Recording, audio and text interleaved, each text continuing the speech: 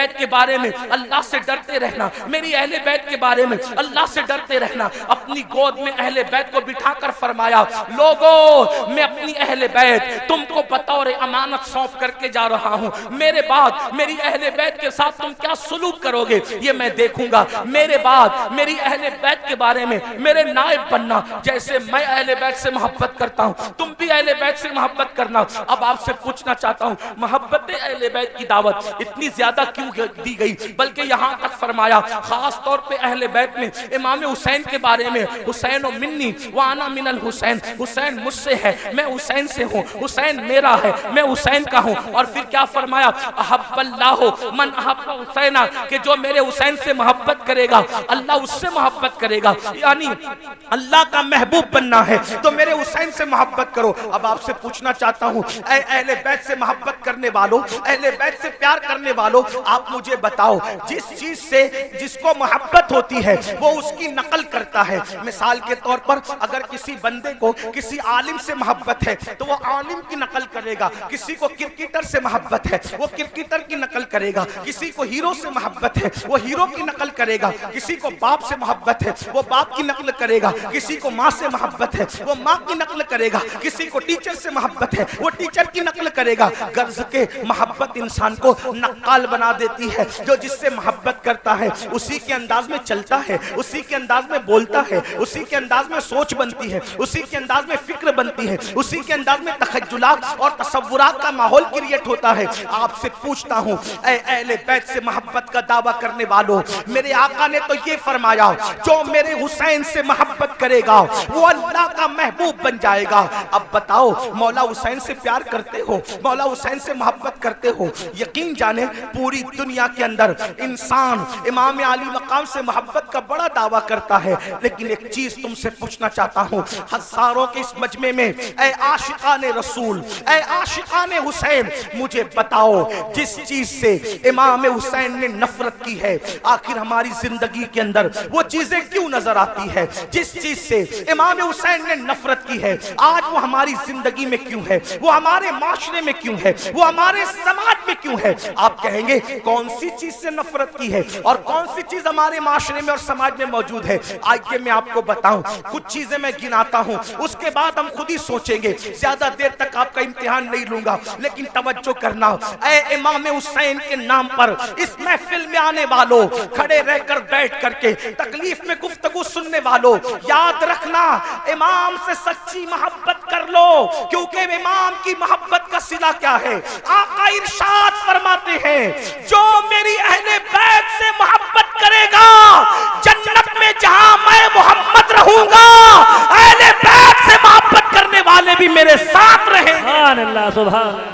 इस मोहब्बत का नाराए रिसालत अल्लामा सैयद अमीनुल कादरी साहब क़िबला, इस मोहब्बत का सीधा क्या है? हुजूर के साथ जन्नत में जाओगे, लेकिन मोहब्बत करो, मोहब्बत के नाम पे चीटिंग ना करो, मोहब्बत के नाम पर हेरा फेरी ना करो, मोहब्बत के नाम पे दिखावा मत करो, मोहब्बत करो अल्लाह अल्लाह। अब देखो मोहब्बत का तकाजा ये है, जो जिससे मोहब्बत करता है उसके तरीके पर अमल करता है, जो जिससे मोहब्बत करता है वो जिस चीज से नफरत करे उससे नफरत करता है। मिसाल के तौर पे एक हदीस में पढ़ता हूँ, देखो मोहब्बत का मफहूम समझ में आएगा। अल्लाह अकबर, मदीने मुनव्वरा की सरजमीन है, मदीने की सरजमीन पर एक शख्स अपनी ऊँटनी को पाजेब पहना करके, अपनी ऊँटनी को पाजेब पहना करके ले करके जा रहा है। पाजेब समझते हैं पैर के अंदर, बैठ जाओ आप लोग, बैठ जाओ।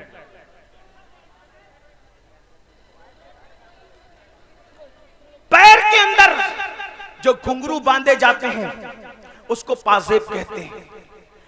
पाजेब किसको पहना के ले जा रहा है? ऊँटनी को। तवज्जो करना, माए और बहनें भी मौजूद है, उनकी भी तवज्जो। ऊँटनी को पाजेब पहना कर ले जा रहा है, छम छम की आवाज ऊँटनी के पैर में बंधे हुए पाजेब और घुंघरू से आ रही है।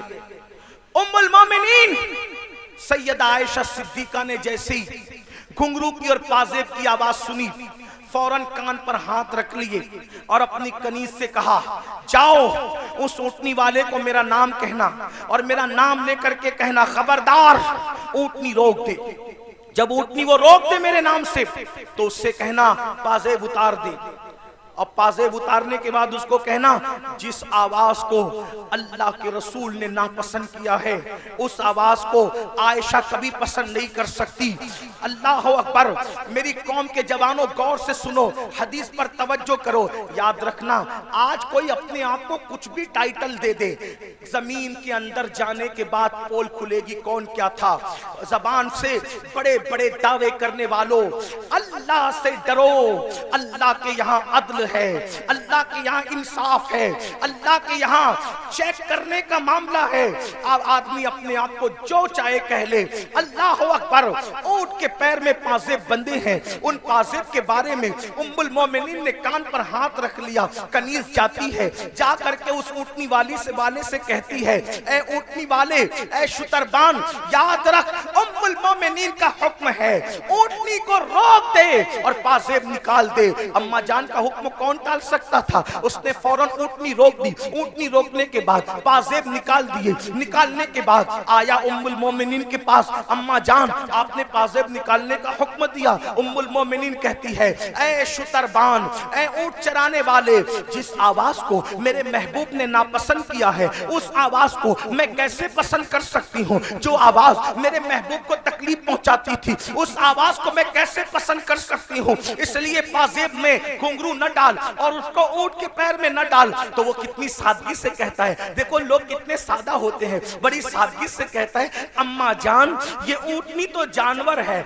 जानवर को घुंघरू पहनाने पर क्या गुनाह हो सकता है? अल्लाह अकबर। तवज्जो करें, अम्मा जान ऊंटनी तो जानवर है, तो जानवर पे तो कोई शरीयत का हुक्म नहीं है, जानवर को पाजेब पहनाने पे क्या हो सकता है? उम्मुल मोमिनीन का जवाब सुनो, फरमाती है, नादान, ऊंटनी तो जानवर है, जानवर, मगर तू तो जानवर नहीं है, तू तो इंसान है। जिस चीज को हमारे महबूब ने नापसंद किया है, मोहब्बत का तकाजा है कि उस चीज को हम भी नापसंद करें। अब आपसे पूछना चाहता हूं, हुसैन के नाम पर बच्चे, जान, माल सब कुर्बान करने की बात करने वाले मेरे जवान, मुझे बता कि यजीद बांसुरी की आवाज सुनता था, यजीद ढोल की आवाज सुनता था। मौला हुसैन इस गैरत के साथ आए थे कि जो आवाज मौसीकी और म्यूजिक की मेरे नाना को नापसंद थी, यजीद प्रमोट कर रहा है। हुसैन ने उसको नापसंद करते हुए उस आवाज के खिलाफ एहतजाज रिकॉर्ड कराया, एहतजाज दर्ज कराया, घर के घर लुटाया। हुसैन पाक से मोहब्बत करने वालों, बताओ ये जो कानों में ईयरफोन लगाकर रोजाना गाना सुन रहे हो, कारों में सफर करते हुए जो गाने सुनते हो, और वो भी इतने गंदे गंदे गाने जो इंसान की शहवत को उभारे, जो इंसान को गुनाहों पे उभारे, क्या भूल गए रसूलुल्लाह सल्लल्लाहु अलैहि वसल्लम का फरमान? अल्लाह के रसूल फरमाते हैं, बारिश के बरसने पर जैसे सब्जा पैदा होता है, वैसे म्यूजिक की आवाज की वजह से इंसान के दिल में निफाक पैदा होता है। मैं ये तो नहीं कहता कि लोग मुनाफिक हो गए, मगर अल्लाह के रसूल फरमा रहे हैं, म्यूजिक सुनोगे तो दिल में निफाक पैदा होगा। और निफाक किसको कहते हैं? जबान पर कलमा है और दिल में कुफ्र है, ये निफाक है। निफाक किसको कहते हैं? कि जबान पे कलमा हो और दिल में कुफ्र हो। और ये किससे पैदा होता है? ये म्यूजिक की वजह से। बताओ, शादियों में म्यूजिक बजाते हो, गाड़ियों में म्यूजिक बजाते हो, और अल्लाह अकबर रात के 2-2, 3-3 बजे तक म्यूजिक में डूबे रहते हो। जानते हैं म्यूजिक का अंजाम क्या है?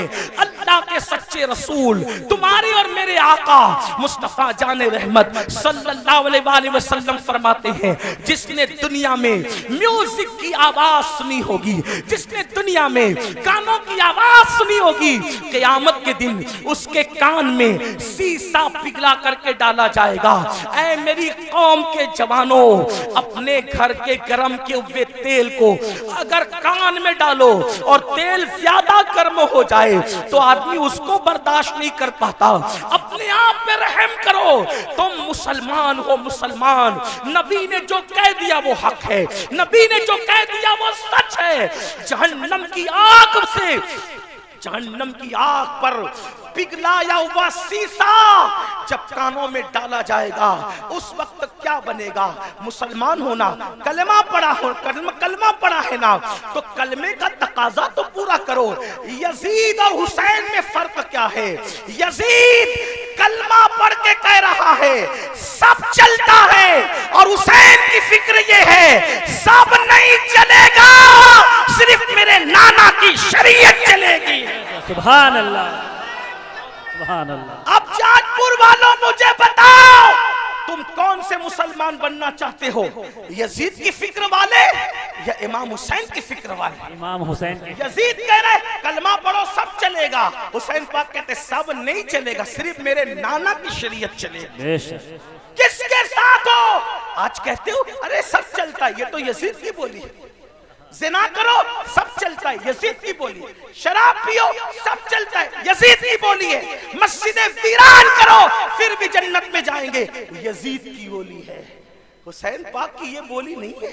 हुसैन पाक कह रहे सिर्फ एक चीज चलती है बस, वो मेरे नाना की शरीयत है, मुहम्मदुर रसूलुल्लाह की शरीयत है। आओ, बर्दाश्त नहीं कर सकता कोई भी अल्लाह के अज़ाब। आका फरमाते जहन्नम की आग का बना हुआ शीशा गाना सुनने वालों के कान में डाला जाएगा।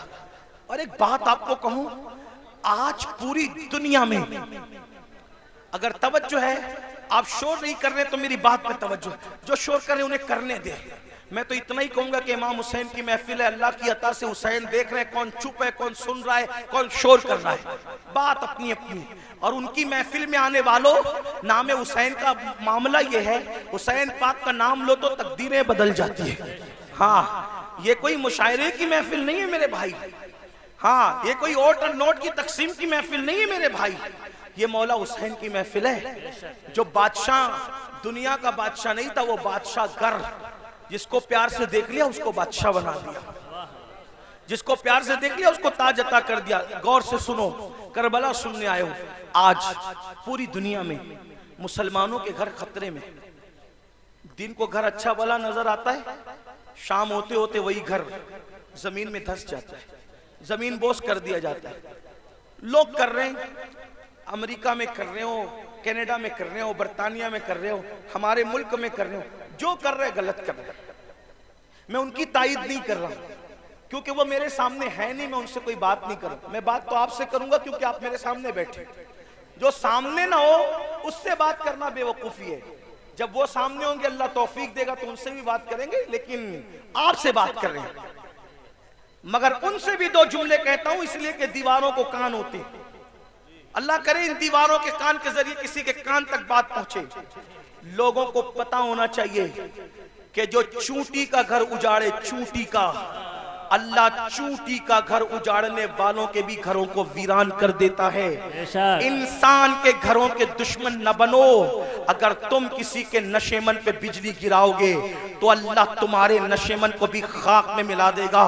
ताकतवर तुम नहीं हो, ताकतवर सिर्फ अल्लाह है। जिस वक्त यजीद ने हुकूमत के नशे में हुसैन का घर उजाड़ा तो यजीद खुश था। अल्लाहुम्मा सल्ली अला सय्यिदिना, नाराए तकबीर, दुरूद शरीफ पढ़े। अल्लाहुम्मा सल्ली अला सय्यिदिना व मौलाना मुहम्मदिन मादिनिल जूदी वल करम व आलिहि व सहबिहि व बारिक व सल्लिम सलातन व सलामन अलैका या रसूल अल्लाह। तो यजीद खुश था, मैंने हुकूमत के नशे में हुसैन का घर उजाड़ दिया, पूरा घर काट दिया। अब हुसैन की नस्ल नहीं रहेगी, मेरे लिए रास्ता क्लियर हो गया। जो मेरी राह में रुकावट बन रहा था मैंने सबको काट दिया। लेकिन वो 8, 12 या 14 बेटों का बाप था यजीद। 8, 12, 3 रिवायतें या 14 बेटों का बाप था और हट्टे कट्टे बेटे रखता था। और हुसैन की नस्ल के बारे में उसको ये बुग़्ज़ था कि मेरी हुकूमत में जो चीज रुकावट है मैंने खत्म कर दिया। मगर कुदरत ने बताया यजीद तू ताकतवर नहीं है, ताकतवर अल्लाह है। 14 बेटे छोड़ के मरा था, आज नस्ल नजर नहीं आती। हुसैन एक बीमार छोड़ के गए, कोई मोहल्ला नजर नहीं आता जहां हुसैन की औलाद मौजूद ना। सुभान अल्लाह, सुभान, नारे तकबीर, नारे रिसालत, शोहदाए करबला कॉन्फ्रेंस सरजमीने जसपुर। जमीन के अंदर भी अच्छे अच्छे औलाद हुसैन सो रही है और जमीन के ऊपर भी अच्छे अच्छे औलाद हुसैन नजर आ रही है। तो अर्ज ये कर रहा था, लेकिन जो लोग करते हैं मैं उनकी तायद नहीं करता। आप मगर सुने, क्योंकि मेरे सामने आप हैं। आपके घर खतरे में, दिन में घर ऊंचा दिखता है, नीचे बाद में खत्म हो जाता है। वजह उसकी हदीस सुनो। आज से 1450 साल पहले घर उजड़ने, घर बिखरने, घर धंसने, जलजले आने या किसी का घर टूट जाने की वजह बयान फरमाई। अल्लाह के रसूल अलैहि सलाम फरमाते हैं, जब तुम गाने, म्यूजिक और शराब में डूब जाओगे, ये मैं नहीं कह रहा हूं, अल्लाह के रसूल फरमा रहे हैं, जिसको अल्लामा इब्नुल जौजी ने नकल किया है। तवज्जो करना, आका इरशाद फरमाते हैं कि जब तुम गाने और म्यूजिक के अंदर और शराब के अंदर डूब जाओगे तो अल्लाह रातों रात तुम्हारे घरों को जमीन में धंसा देगा। रातों रात तुम्हारे घर जमीन में धंस जाएंगे। आज 16-16, 17-17 साल की उम्र के मेरे नौजवान फिल्म देखकर, सीरियल देखकर नशे की तरफ जा रहे हैं, म्यूजिक की तरफ जा रहे हैं। जिना फैशन हो चुका है। इमाम हुसैन इसी के खिलाफ तो खड़े हुए थे। अगर ये सब करते हो तो हुसैनी नहीं हो तुम, चाहे जो बन जाओ। मैं किसी एक को नहीं कह रहा हूं, अपने आप में डूब कर सोचो। अगर मस्जिद को तुमने वीरान कर दिया, अल्लाह के घर को वीरान कर दिया, फजर की नमाज में सोते पड़े हो, तो आप 7 समंदरों का भी शरबत बना लो। तवज्जो करना, लोगों को मेरे जुमले तल्ख लगते हैं, लेकिन कोई कुछ कहे मेरे बारे में हकीकत है। 7 समुंदरों का शरबत बना लो, इमाम हुसैन के नाम पे बांट दो। लेकिन अगर तुम दीन मिटाओगे और शरबत बनाओगे तो इमाम हुसैन उस शरबत को कबूल नहीं करेंगे, बल्कि उस शरबत को तुम्हारे मुंह पे मार दिया जाएगा। लेकिन अगर तुमने बिल फर्ज सारी जिंदगी शरबत बनाया भी नहीं, शरबत पिलाया भी नहीं, हत्ता के शरबत का नाम भी नहीं लिया, लेकिन इमाम हुसैन जिस दीन को बचाने चले थे, अगर उस दीन की हिफाजत के लिए तुमने कुर्बानी दी तो इमाम हुसैन क़यामत में तुम्हें सीने से लगाएंगे। मेरे अजीज, मेरे भाई, आओ इमाम हुसैन के मिशन की तरफ तवज्जो करें। तो अर्ज ये कर रहा था, आजकल 16-16, 17-17 साल की उम्र के मेरे नौजवान इसी तरह शराब की तरफ, जिना की तरफ, जराइम की तरफ, म्यूजिक और गानों की तरफ जा रहे हैं, मस्जिदों को वीरान कर चुके हैं। मेरे अजीज भाई, अल्लाह के अजाब को दावत न दे, अल्लाह के गजब को दावत न दे। ये जो आप सोचते हैं ना कि हम लोग कुछ भी करेंगे जन्नत में चले जाएंगे, हम कुछ भी करेंगे हम आखिरत में कामयाब हो जाएंगे, मेरे भाई, मेरे अजीज, ये दुनिया है दुनिया, ये दुनिया मक्कार है, ये दुनिया गद्दार है, ये दुनिया बेवफा है। इस दुनिया से दिल न लगा, तू कुछ भी कमाएगा, तू कुछ भी कमाएगा, तू कितना भी जमाएगा, मगर याद रखना, अगर तूने आखिरत की तैयारी न की, अगर तुमने आखिरत की तैयारी न की, सब दुनिया ही के अंदर धरा के धरा रह जाएगा। कुरान कहता है, ला तंसा नसीबका मिनद दुनिया, दुनिया से अपने नसीब का मत भूल। मेरे भाई, क्या तू मेरे आका की वो हदीस भूल चुका है? अल्लाह के रसूल ने फरमाया, जिसने दुनिया के अंदर शराब का सिर्फ एक घूंट पिया होगा, जब वो मर के कब्र में जाएगा तो उसका मुंह सूअर की तरह कर दिया जाएगा या बंदर की तरह कर दिया जाएगा। आओ मेरे भाइयों, एक बुजुर्ग के हाथ पर, एक बुजुर्ग के हाथ पर एक कफन चोर ने तौबा की थी। अल्लाह अकबर, दिल के कानों से सुन लेना। एक कफन चोर ने एक बुजुर्ग के हाथ में तौबा की थी। उस बुजुर्ग ने उस कफन चोर को तौबा करवाई और तौबा करवाने के बाद कफन चोर से पूछा, ऐ कफन चोर, अब तू मेरे हाथ में तौबा कर चुका है, तूने कितने कफन चुराए? उसने कहा, हुजूर हुजूर मैंने तो हजारों मुर्दों को नंगा किया, उनके कफन चुराए, मुसलमानों के कफन चुराए, जी मुसलमानों के कफन चुराए। तो उस बुजुर्ग ने कहा सच सच बताना ऐ कफन चोर, सच सच बताना कि तूने जब मुर्दों के कफन चुराए तो कितने मुर्दे थे जिनके चेहरे मरने के बाद कब्र में किबले की तरफ थे। ध्यान से सुनना, तवज्जो से सुनना, थोड़ा मिंबर वालों से भी तवज्जो चाहता हूँ, बात न करें, बहुत नवाजिश होगी आपकी। मैं आपकी मालूमात में इजाफा नहीं कर सकता लेकिन आपकी दुआएं जरूर ले सकता हूँ, आपकी भी तवज्जो चाहता हूँ। मेरी बात गौर से सुने, मैं एंड की तरफ बात को लेकर के जा रहा हूँ, ध्यान से सुनो। कफन चोर से बुजुर्ग ने पूछा तूने हजारों मुसलमानों के कफन चुराए, ये बता कितने मुसलमान थे जिनके चेहरे किबले की तरफ थे और कितने मुसलमान थे जिनके चेहरे किबले से फिरे हुए थे। तो उसने कहा हजरत अल्लाह की कसम खा के कहता हूं अब तो मैं आपके हाथ पे तौबा करके नेक बन चुका हूं। अगर मैंने 100 मुर्दों की लाश को खोला, 100 मुर्दों की कब्रों को खोला और उनकी लाश को मैंने नंगा किया तो 100 मुर्दों में से 99 मुसलमान ऐसे थे जिनके चेहरे किबले से फिरे हुए थे। 100 मुर्दों में से 99 मुर्दे ऐसे थे जिनके चेहरे किबले से फिरे हुए थे। एक मुसलमान मिलता था 100 में एक जिसका चेहरा किबले की तरफ होता था। उस बुजुर्ग ने अपने पीरो मुर्शिद को खत लिखा, हुजूर ये बताएं, अल्लाह अकबर, हुजूर ये बताएं, हुजूर ये बताएं कि मरने के बाद लोगों के चेहरे कब्रों में क्यों फिर जाते हैं, कब्रों में क्यों फिर जाते हैं। बुजुर्ग ने लिखा बेटा जो लोग दुनिया में रसूलुल्लाह की सुन्नत से मुंह फेर लेते हैं, जो लोग दुनिया में रसूलुल्लाह की सुन्नत से मुंह फेर लेते हैं, मरने के बाद उनके चेहरे किबले की तरफ नहीं होते। ऐ मेरी कौम के जवानों, क्या डर नहीं लगता, क्या कब्र में नहीं जाना, क्या अल्लाह को मुंह नहीं दिखाना। जो सुन्नत से मुंह फेर ले कब्र में उसका चेहरा किबले की तरफ नहीं होगा। हमने तो फर्ज से मुंह फेरा है, हमने तो फराइज से मुंह फेरा है। अल्लाह अकबर, नमाज छूट रही है, माथे पर शिकन तक नहीं है।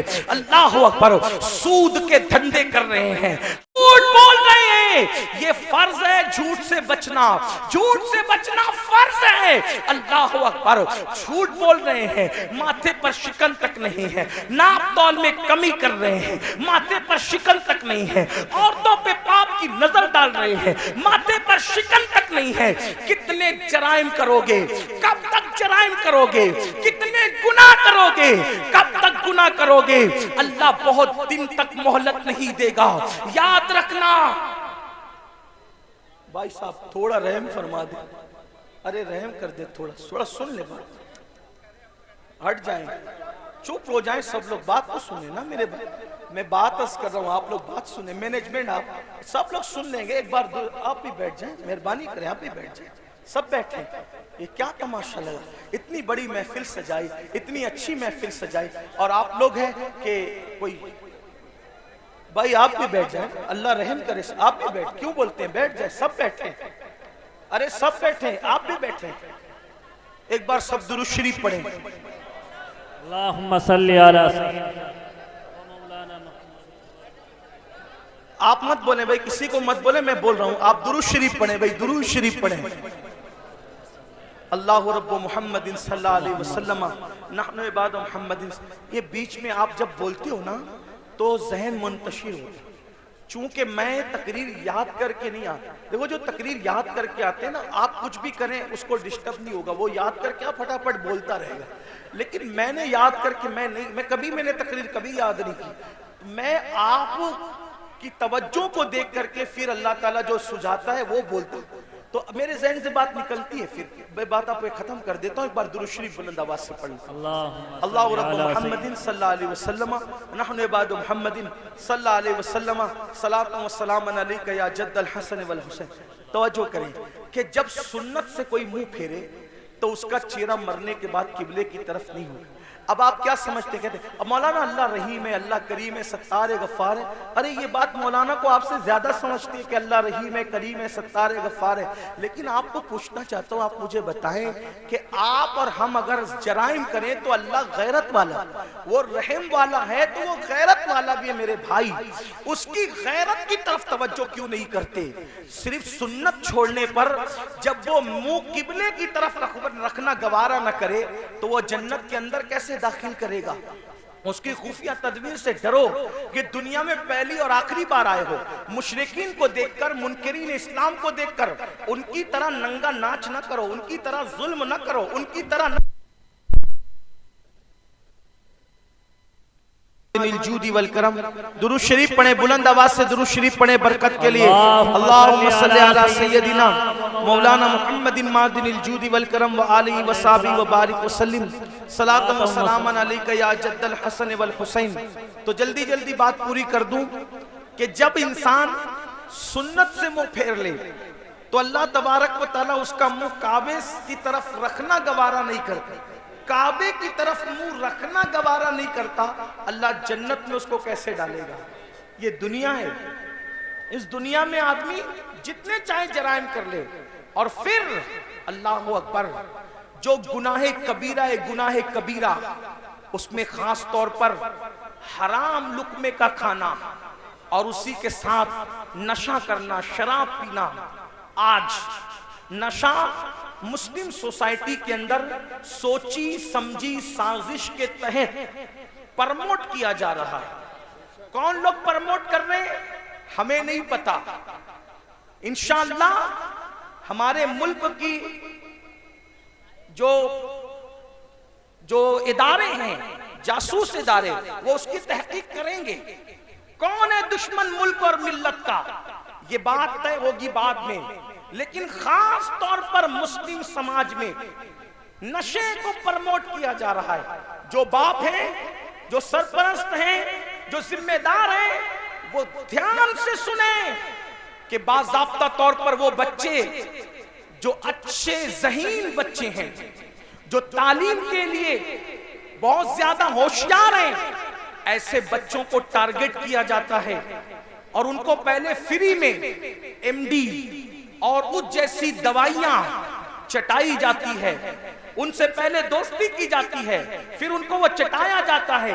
एक दो बार जब इंसान उसको चाटता है और फिर नींद गहरी आती है और उसके जो असरात होते हैं, फिर इंसान अब उसको हासिल करने की कोशिश करता है, तो फिर महंगे से महंगे दाम में उसको बेचा जाता है।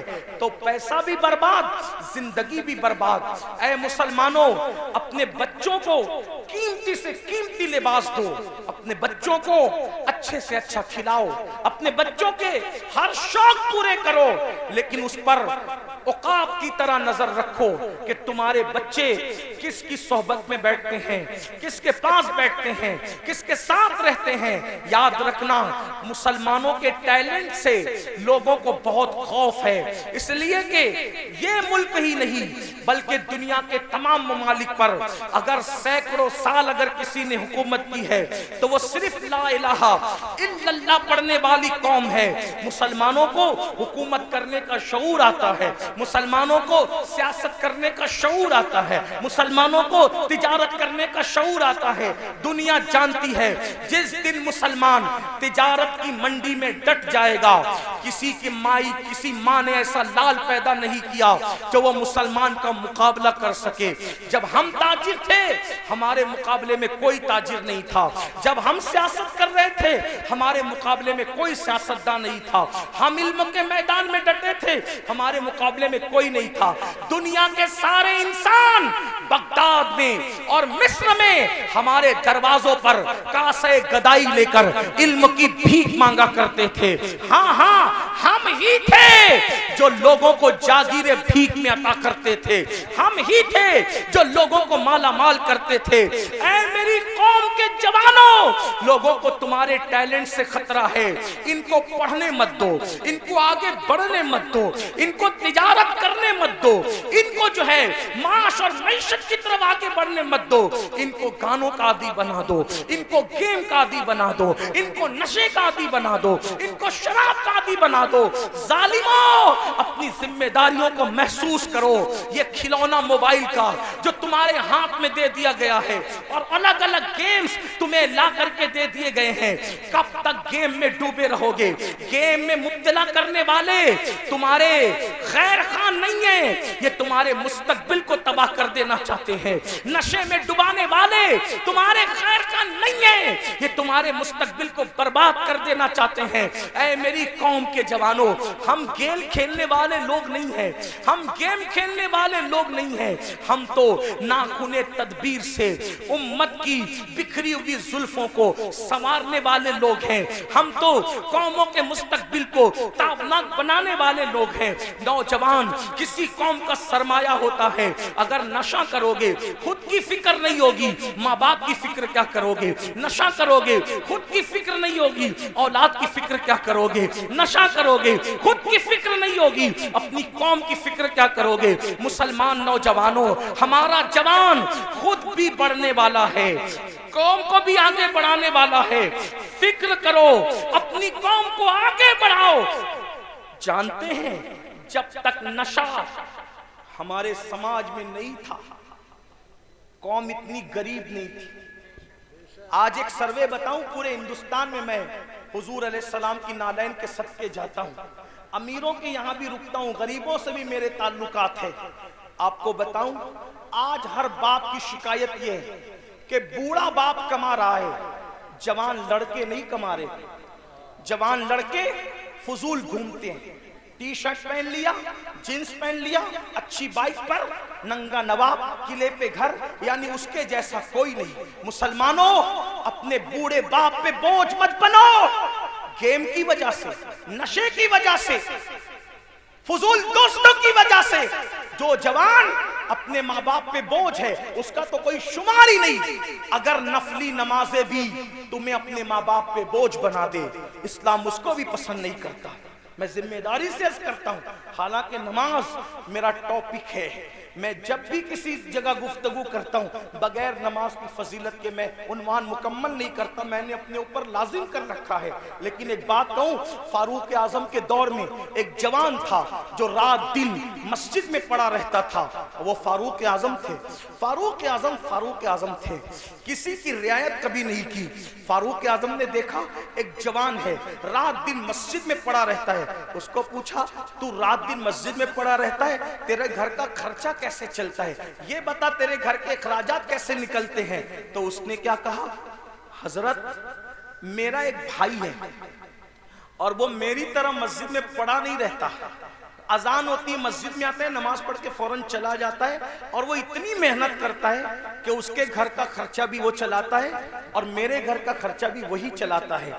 हम दोनों का बोझ वो उठाता है। फारूक आजम ने कहा, कयामत के दिन तुझसे बेहतर दर्जे में जन्नत में तेरा भाई रखा जाएगा। क्यों? क्योंकि तू नफिल पढ़ के उस पे बोझ बना हुआ है, और वो नफिल न पढ़ के तेरा बोझ उठाने वाला बना हुआ है। नफल इबादत से बेहतर किसी का बोझ उठाना है।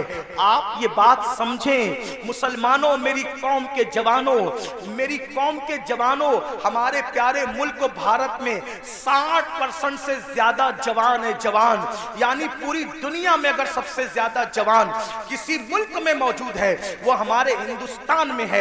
इसीलिए आप पूरे जलसे को काउंट कर लें, मेरी बात पे यकीन नहीं आता, आपको 90% जवान न नजर आए तो देख लेना। आप देखिए तो आप सब जवान हो, सब के सब जवान हो। और आपको बताऊं, ये जो उलमा की दाढ़ियां सफेद हो गई है, इनकी दाढ़ियां सफेद है मगर ये भी जवान है, क्योंकि मोहम्मद के गुलामों को बुढ़ापा आ नहीं सकता। तुम सब जवान हो। लोग क्या चाहते हैं, गौर से सुनो, ध्यान से, लोग क्या चाहते हैं? दो चीज, मुसलमानों को जाहिल करो और इनको गरीब करो। गरीब करो, जाहिल करो, फिर क्या होगा? गुर्बत कभी कभी इंसान को कुफ्र तक ले जाती है। जब ये गरीब हो जाएंगे, एक हाथ से रोटी देंगे और उसके बाद कहेंगे ईमान बेचो, ईमान खरीद लेंगे रोटी के टुकड़े पर। अब बिलाल जैसा इनमें थोड़ी मौजूद है जो पिट कर भी दीन पे कायम रहे। जो कौम गाने की दहलीज पर ईमान का सौदा कर सकती है, वो कौम क्या रोटी के टुकड़े पे ईमान का सौदा न करेगी? इसलिए मुसलमानों को गरीब बनाना चाहते हैं। और दूसरी चीज, जाहिल बना दो, अनपढ़ बना दो, इनको पढ़ने मत दो। आप देख लें, आज हमारे बच्चे 10वीं से आगे नहीं बढ़ पा रहे, 9वीं से आगे नहीं बढ़ पा रहे हैं। थोड़ी थोड़ी सी तालीम हासिल करते हैं और फीस नहीं है इसलिए पीछे हट जाते हैं। कॉलेज महंगी है, पीछे हट जाते हैं। तालीम महंगी, पीछे हट जाते हैं। मैं कहता हूं, अपने बच्चों को तालीम अधूरी से पीछे हटाने वालों, ये क्यों कहकर शोरूम से वापस नहीं आते कि कपड़े महंगे हैं, तालीम महंगी है, ये कहकर अपने बच्चों को ड्रॉप आउट कर लेते हो। आप हजरात ये कहकर बच्चों के कदमों को पीछे हटा लेते हो। मैं कहता हूं 1000 बार शोरूम से वापस आना पड़े कि मोबाइल महंगा है, मैंने नहीं खरीदना, कपड़े महंगे मैंने नहीं खरीदना, जूते महंगे मैंने नहीं खरीदना, लेकिन तालीम महंगा करने वाला कितना भी महंगा कर दे, कितना भी महंगा कर दे, कितना भी महंगा कर दे, इल्म छोड़ूंगा नहीं। क्यों? क्योंकि मेरे नबी ने फरमाया, आका का फरमान सुनो, क्योंकि मेरे नबी ने फरमाया, इल्म अगर सुरैया पे होगा तो मेरी उम्मत का बंदा वहां से भी इल्म लेकर आएगा। गोया के बताया जा रहा है, ऐ तालीम को महंगा करने वाले, जा महंगा करके देख ले, आसमान तक तो तू तालीम को नहीं ले जा सकता, और अगर ले जाएगा तो मोहम्मद रसूलुल्लाह के गुलामों में इतनी ताकत है कि वहां से भी हम जाकर के इल्म को ले आएंगे।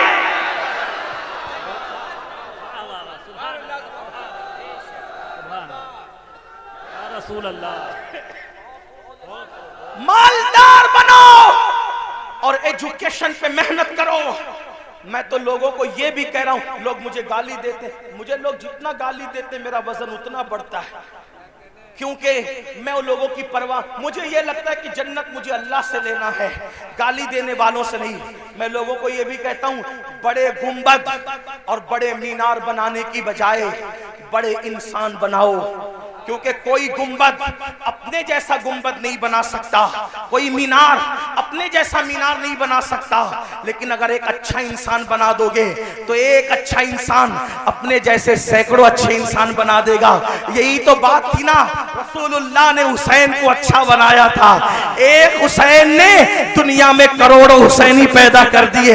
एक चिराग से कितने चिराग बने, सिद्दीक अकबर जैसा अच्छा इंसान बनाया, फारूक आजम जैसा अच्छा इंसान बनाया, उस्मान गनी जैसा अच्छा इंसान बनाया, मौला अली जैसा अच्छा इंसान बनाया, अशरे मुबश्शरा जैसा अच्छा इंसान बनाया। इन अच्छों ने, इन चंद अच्छों ने कितने अच्छे अच्छे पैदा कर दिए कि वो दीन के मुहाफिज हो गए। तो मेरी गुजारिश है, देखो एक ताजमहल बनाया शाहजहां ने, लेकिन वो ताजमहल बनने को सदियां बीत गई, उस ताजमहल ने दूसरा ताजमहल तैयार नहीं किया। लेकिन आपको बताऊं, आले रसूल अहमदी ने एक अहमद रजा पर नजर डाल करके अच्छा बनाया, तो उस अहमद रजा ने कितने अच्छे दिए, सदरुल शरिया जैसा अच्छा वहीं से मिलता है, शेरबेश अहले सुन्नत जैसा वहीं से मिलता है, जफरुद्दीन बिहारी जैसा वहीं से मिलता है, अल्लाह मुहद्दिस आजम जैसा वहीं से मिलता है, मुफ्ती आजम जैसा वहीं से मिलता है, हुज्जतुल इस्लाम जैसा वहीं से मिलता है। तो पता क्या चला, अच्छे इंसान बनाने पे तवज्जो दो, इसलिए कि इमारतें खंडर बन सकती है, इंसानों को खंडरात में तब्दील नहीं किया जा सकता। इसलिए अपने बच्चों को अच्छा बनाओ। आज गुर्बत और जिहालत हम पे मुसल्लत इसलिए की जा रही है ताकि आपका ईमान ले, आपकी आबरू ले।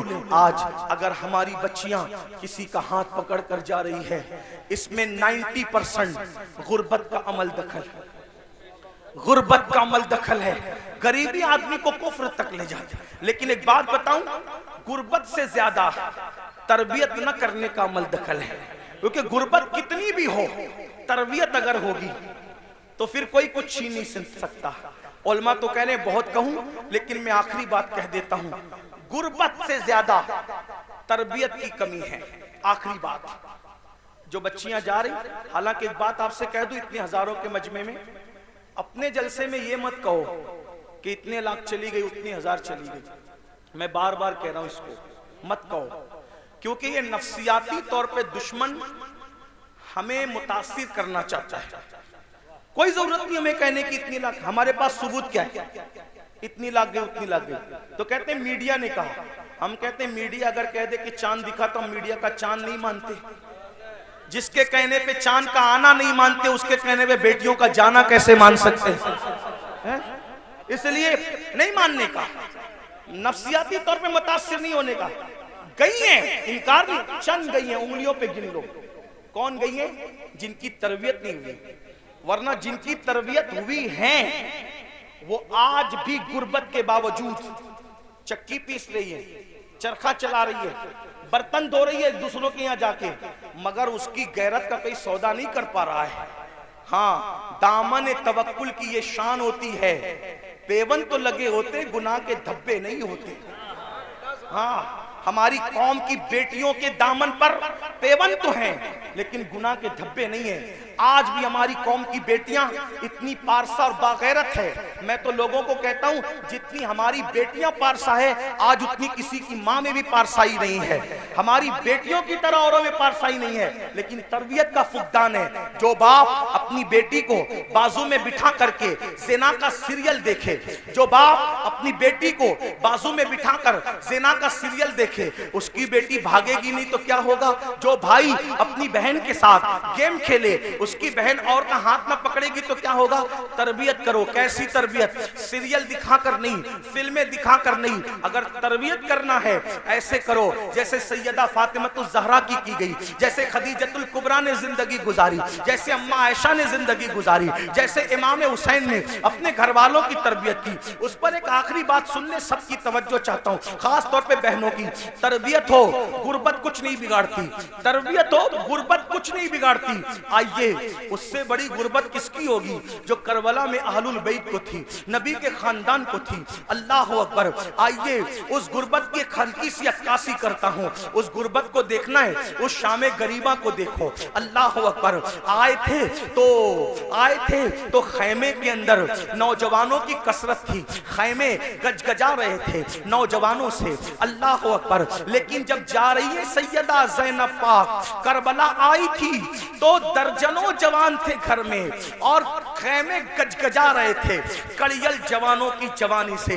अली अकबर जैसा हम शबी रसूल शहजादा मौजूद है, हजरत कासिम जैसा शहजादा मौजूद है, हजरत अब्दुल्ला इब्ने अली, हजरत अब्बास काजी अब्बास अलमदार जैसा भाई मौजूद है, गरज के खानदान के कड़ियल जवान मौजूद है। लेकिन ज़ैनब सब कुछ लुटाकर करबला से जा रही है। किस शान से जा रही है? अल्लाह अकबर। सब शहीदों के सर काट लिए गए हैं, सब शहीदों के सर काट लिए गए हैं, सब शहीदों के सर काट लिए गए हैं, सर काट कर नेज़ों पे उठाए गए हैं। अल्लाह अकबर। वो सीना जिसको रसूलुल्लाह हाथ मलमल के सूंगा करते थे, वो सीना जिसको अपने सीने से लगा करके हुजूर अपनी जबान चुसाया करते थे और कभी मौला हुसैन की जबान चूसते थे।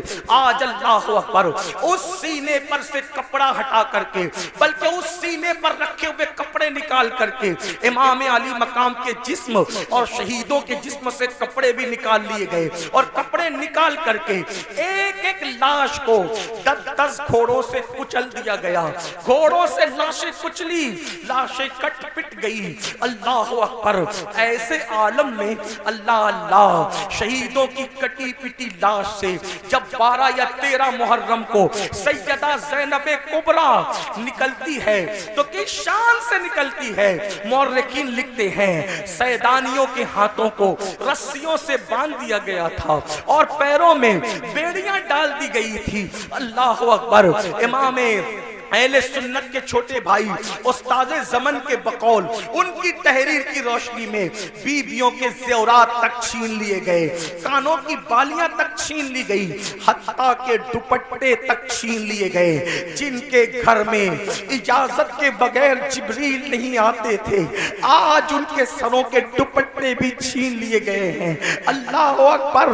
वो इमाम ज़ैनुल आबिदीन जो कई दिन से बीमार हैं, 3-4 दिन के भूखे प्यासे हैं, गले में तोक डाला गया है लोहे का, हाथों में हथकड़ियां हैं, पैरों में बेड़ियां हैं और ऊंटों की नकेल उस बीमार के हाथ में दी जाती है। ज़ैनुल आबिदीन उस नकेल को पकड़ के गिर जाते हैं, जब गिरते हैं तो पीठ में तमाचे मारे जाते हैं। सैयद नसीरुद्दीन नसीर गोलड़वी कहते हैं, आखिर नसीर अदावत के भी कुछ न कुछ आदाब होते हैं, नसीर अदावत के भी कुछ न कुछ आदाब होते हैं। किसी बीमार को जंजीर पहनाई नहीं जाती, किसी बीमार को जंजीर पहनाई नहीं जाती। तमाचे मार लो, खैमे जला लो, कैद में रख लो, तमाचे मार लो, खैमे जला लो, कैद में रख लो। अली के गुल रुखों से बूए ज़हराई नहीं जाती, अली के गुल रुखों से बूए ज़हराई नहीं जाती। सोचो, गौर करो, ये करबला है, इस खानदान पे कितना जुल्म हुआ है, कितना मजलूम है ये खानदान। जब कटी पिटी लाशों से ये सैदानियों का अल्लाह अकबर लुटा पिटा काफिला जब जाने लगा तो सैयदा ज़ैनब ने कहा, नाना जान, आप पर अल्लाह की और फरिश्तों की दुरूदें हो। उस हुसैन को देखो जिसके लिए आप सजदे तवील करते थे, जिसके लिए आप सीने पे चढ़ाते थे, जिसे कंधों पे उठाते थे, आज उसकी कटी पिटी लाश को कफन तक मयस्सर नहीं है, उस पे खाक उड़ रही है। जब आपने रोया, आपके रोने को देखकर अपना बेगाना सब रो पड़े। लेकिन कहना ये चाहता हूँ, ये लुटा पिटा काफिला जब कूफा गया तो एक तारीखी रिवायत के मुताबिक, तारीखी रिवायत बहुत सारी है, एक तारीखी रिवायत के मुताबिक लुटा पिटा काफिला जब कूफा में गया तो कूफा में ऐलान हो रहा था, कूफा वालों, कुछ लुटेरे थे, कुछ डाकू थे, कुछ रास्ता मारने वाले थे, वो बगावत कर रहे थे, हमने उनके सर काट लिए और उनकी औरतों को हम कैदी बनाकर और बच्चों को कैदी बना के ला रहे हैं, उनका तमाशा देखो। यानी ये नहीं कहा गया आले रसूल को कैदी बना के ला रहे, क्या कहा झूठों ने, जालिमों ने, पलीदों ने कि हम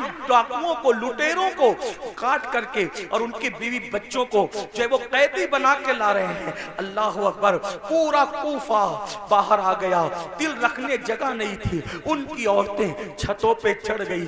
जब छत पे चढ़ी, कितने दिन हो गए, मेरी अपनी छोटी सी मालूमात के मुताबिक करबला वालों को भूख और प्यास से कम 6 दिन से ज्यादा हो गए थे। ज्यादा से ज्यादा 15 भी कर लें, 12 कर लें, जो आपको तहकीक करना हो करें, मैं कोई मुहक्किक नहीं, सिर्फ नसीहत की बात कर रहा हूँ। कम से कम 6 दिन हो गए थे भूखे प्यासे होने में।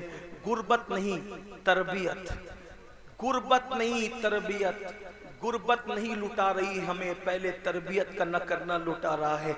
जब ये काफिला जिसमें बीबियों की चादरें छीनी गई, बीबियों को रस्सी से बांध करके नंगी पीठ पर बिठाया गया और कहा गया कि बागियों की औलादों को और बीबियों को कैदी बना के ला रहे हैं, तो कूफा की औरतें छत पे चढ़ गई थी। सैयदा ज़ैनब ने कहा, ऐ नबी की बेटियों, ऐ नबी की बहुओं, ऐ नबी की नवासियों, तुम दुपट्टे से अपना मुंह ढकती थी, अब तुम्हारे पास दुपट्टे नहीं है तो अल्लाह ने तुम्हें बड़े बाल इसलिए दिया है कि अपने बड़े बालों को अपने मुंह पे डाल लो और अपने बड़े बालों से पर्दा करो। मेरी बहनें अगर मौजूद है, ऐ इमाम हुसैन के नाम पर सब कुछ लुटाने वाली मेरी बहन, वहां दुपट्टे नहीं है तो चेहरे के बालों से मुंह ढका जा रहा है। तेरे पास तो हजारों का दुपट्टा है, फिर भी तू मुंह खोल करके वलीमा में जाती है, इमाम हुसैन की रूह पे क्या गुजरती होगी। फिर तू मुंह खोल करके बाजारों में घूमती है, हुसैन पाक के नाना के दिल पर क्या गुजरती होगी। नादान मेरी बहन, यजीदियों के तीर इमाम हुसैन के जिस्म को छलनी करते थे और तुम्हारी बदअमालियां इमाम हुसैन के सीने को छलनी करती है, इमाम हुसैन के दिल को छलनी करती है। यजीदी न बनो, सच्चे हुसैनी बनो। बहरहाल चेहरे पे बाल डाल लिए गए। कूफा की औरतें ने जब देखा, औरतों ने, छोटे छोटे बच्चे हैं, छोटे छोटे बच्चे हैं, औरतें हैं, तो उन्होंने रोटियां और खजूरें फेंकना शुरू की। सदका सदका सदका। आपसे पूछता हूं, गौर करना घर जाके, गर्मी मई के महीने में अगर 16-15 घंटे का रोजा हो जाए ना तो आदमी तस्बीह पढ़ता है लेकिन तस्बीह पे दिल नहीं लगता, दिल पूरा शरबत और पानी पे लगा रहता है। और सच्ची बात यह है, जब अजान होती है तो आदमी ये भी नहीं देखता मेरी अम्मी ने रोजा खोला कि नहीं, मेरे अब्बा ने खोला कि नहीं, बीवी ने खोला कि नहीं, बच्चे ने पानी पिया कि नहीं, सीधा गिलास में हाथ डालता पहले शरबत और पानी पीता है। 16 घंटे की भूख और प्यास सबको भुला देती है। ये हुसैन पाक के घर की तरबियत थी। 6 दिन से ज्यादा की भूखी प्यासी सकीना, शहजादी सकीना, जिसकी उम्र सिर्फ 7 साल की थी, जब रोटी आई सदका, तो फूफी की तरफ देख के कहती है, फूफी अम्मी हम तो आले रसूल है ना, हम पर तो सदका हराम है ना, तो क्या इतने दिन भूखे प्यासे रहने से सदका हलाल हो जाता है? इतने दिन भूखे प्यासे रहने से क्या सदका हलाल हो जाता है? तब सैयदा ज़ैनब ने गजबनाक होके कहा, ओ कूफा वालों, हम आले रसूल हैं, हम सदका खाने वाले लोग नहीं है। और अपनी भतीजी को कहा, मेरी बेटी हम सदका खाने वाले लोग नहीं, सदका न खाना। आपसे पूछना चाहता हूं, वो सदका, तवज्जो कर, वो सदका जो सिर्फ आले रसूल पे हराम है, तवज्जो, वो सदका जो सिर्फ आले रसूल पे हराम है, इतने दिन की भूख और प्यास के बाद जब उन लोगों ने वो हराम सदका नहीं खाया, तो वो सूद जो सूअर की तरह हराम है, वो सूद जो सूअर की तरह हराम है, वो शराब और नशा जो सूअर की तरह हराम है, वो लोग तैयब और ताहिर रोटियां सदके के नाम पे आए तो नहीं खाते, और तुम कैसे हुसैनी हो कि जो शराब सूद सूअर की तरह हराम है, तुम उसको खा करके हुसैनी बनना चाहते हो? घर जा करके सोचो कि क्या कह रहे हो और क्या बन गए हो। अल्लाह हमें ये शऊर अता फरमाए, बदलने की तौफीक अता फरमाए, अपने आप को तब्दील करने की तौफीक अता फरमाए। और गुफ्तगू के दरमियान अगर कोई गलती हो तो अल्लाह माफ फरमाए। अस्तगफिरुल्लाह रब्बी इन्ना रब्बी लगफूरुर रहीम वमा अलैना इल्लल बलाग। अस्सलामु अलैकुम व रहमतुल्लाहि व बरकातुहू।